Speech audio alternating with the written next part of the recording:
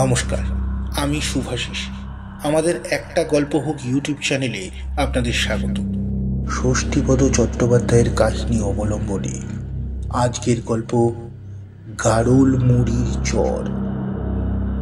গল্প পাঠে Shubhashis, Debjani, poster design এবং সাউন্ড এফেক্ট শুভ। সমগ্র পরিচালনায় আমি শুভাশিস।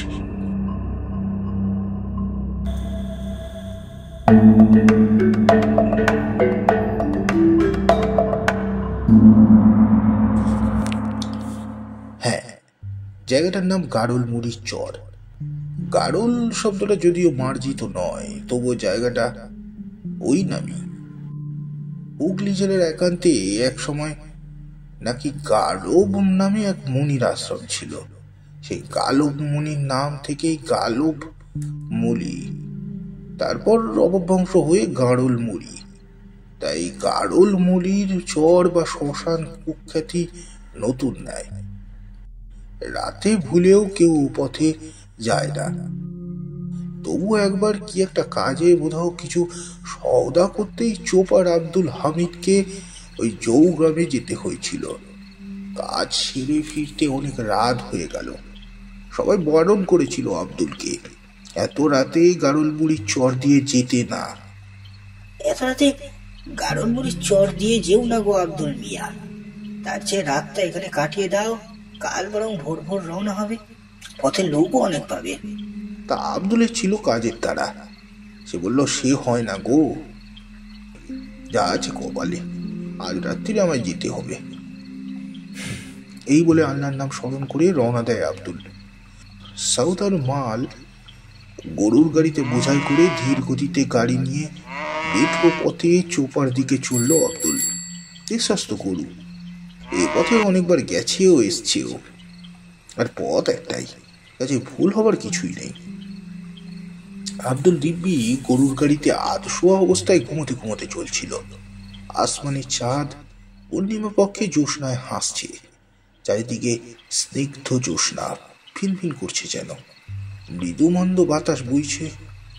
হঠাৎ হঠাৎ এক জায়গায় এসে গাড়ি আর নড়ে না। আব্দুল এই অবস্থায় বিচিত্র মুখে হাট হাট হাট কত হই হই করে কিছুতেই গাড়ি এগোলো না।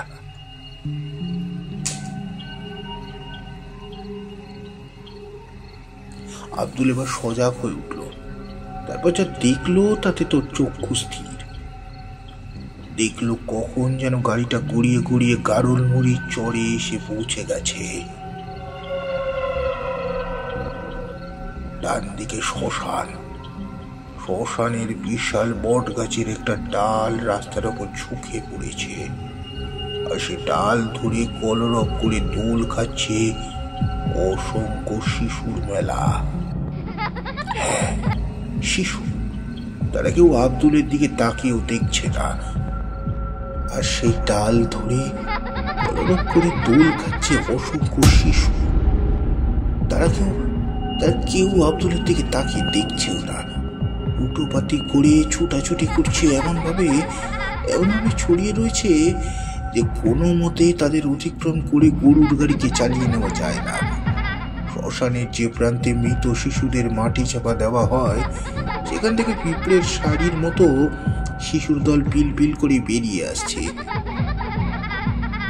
কেউ বা খেলাধুলা করছে, কেউ বা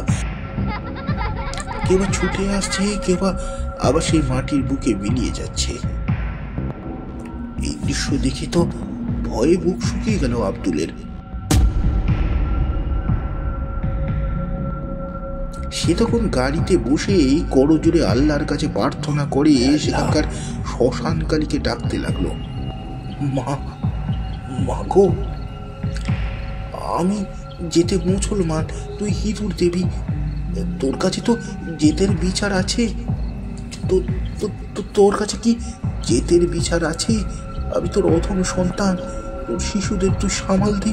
আমাকে রক্ষা করো মা, রক্ষা কর, আমায় রক্ষা কর মা, রক্ষা কর।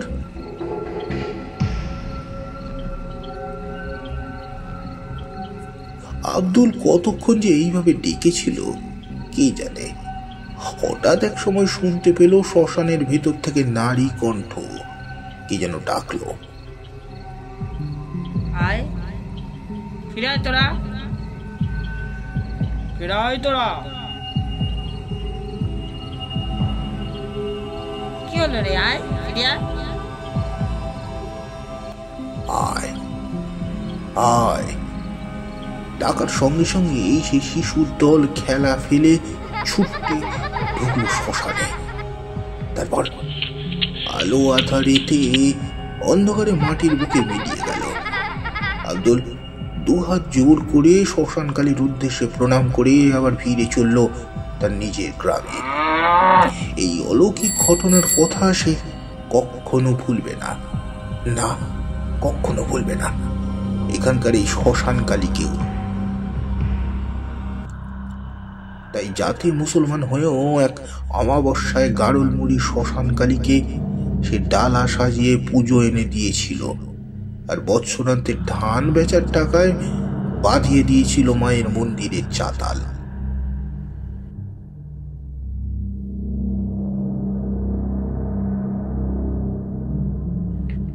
সমাপ্ত। গল্পটি আপনাদের কেমন লাগলো অবশ্যই জানাবেন। গল্পটি ভালো লাগলে লাইক, কমেন্ট, সাবস্ক্রাইব ও শেয়ার করতে ভুলবেন না।